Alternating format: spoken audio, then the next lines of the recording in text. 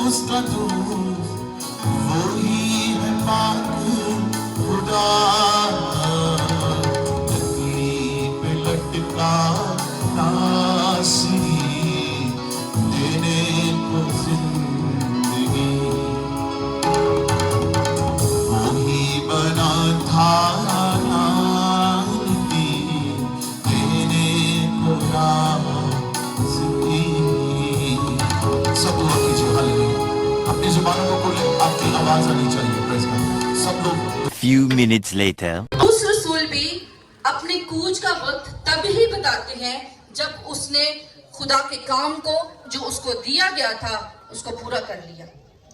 Bible में अगर हम पढ़ें तो पौलुस रसूल कहते हैं कि ऐसी कोई जगह नहीं है जहां मैंने अंजील की मुनादी नहीं की है।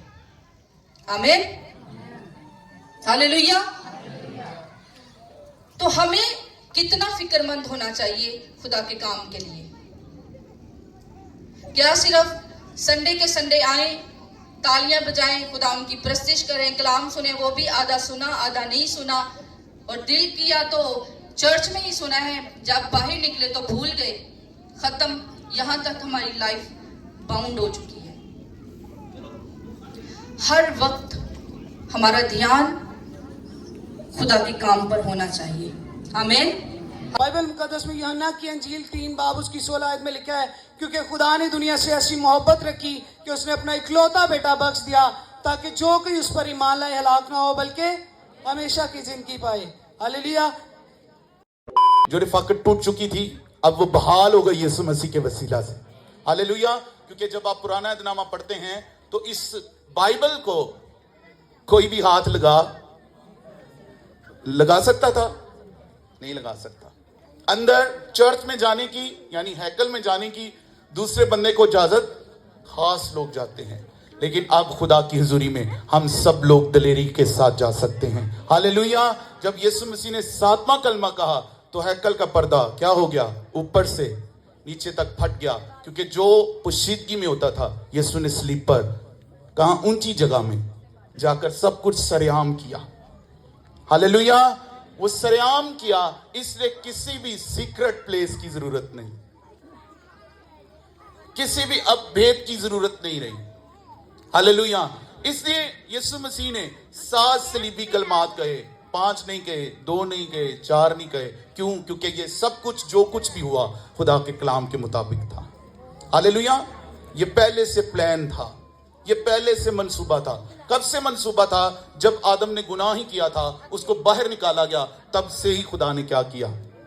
प्लान किया ताकि वो इंसान को बचाए। क्योंकि मैं ये जानता हूं और आप भी जानते हैं, जब कोई भी प्रोडक्ट बनाई जाती है दुनिया में, आप मोबाइल ही जो इस्तेमाल कर रहे हो, जब इसको बनाया जाता है तो इसका पहले से ही ये भी समझ लिया जाता है कि अगर ये खराब हो जाएगा तो इसको सही कैसे करेंगे।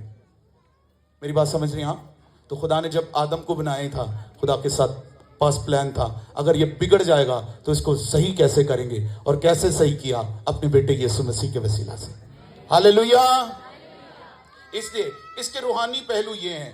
इसकी वजह से यीशु ने 2, 4, 5 कलमे नहीं कहे, बल्कि कलाम के मुताबिक कितने कलमे कहे? सब बोलिए।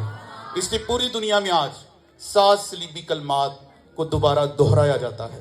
1 hour later. मेरी नजात की कीमत है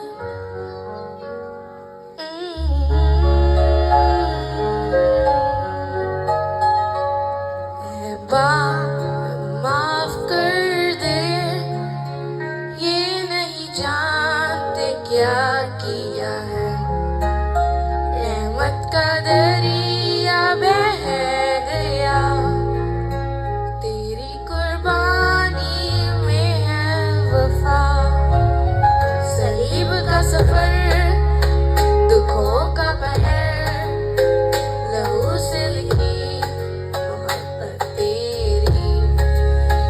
मेरी नजात की कीमत दे दी, यीशु मसीह तू है रोशनी।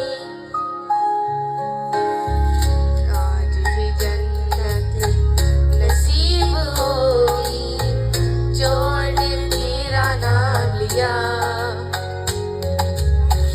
रहमत का दरवाजा खुला, हर गुनाह से आजादी दिला। सलीब का सफर, दुखों का पहर, लहू से लिखी मोहब्बत तेरी। मेरी नजात की कीमत दे दी, यीशु मसीह तू है रोशनी। ए माँ, ये तेरा बेटा, मेरी माँ तू अकेली ना होगी। रूह मेरी तुझ में रहेगी, मोहब्बत कभी ना छोड़ेगी। मेरा खुदा, मेरा खुदा, तूने क्यों मुझे छोड़ दिया। दुख के अंधेरों में भी नजात का नूर चमक रहा। सलीब का सफर, दुखों का पहर, लहू से लिखी मोहब्बत तेरी। मेरी नजात की कीमत दे दी, यीशु मसीह तू है रोशनी। मुझे प्यास लगी है, दुनिया ने सिर्फ जहर दिया, पर मुझे है यकीन पूरा, बाप ने वादा निभाया।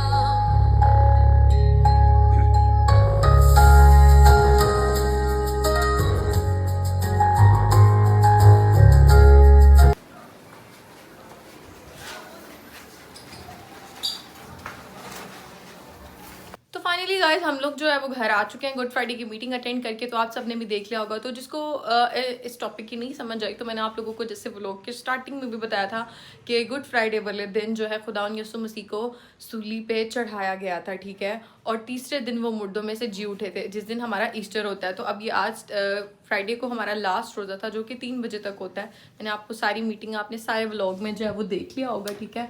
तो क्या कहते हैं, आई होप कि ये व्लॉग आपको अच्छा लगे।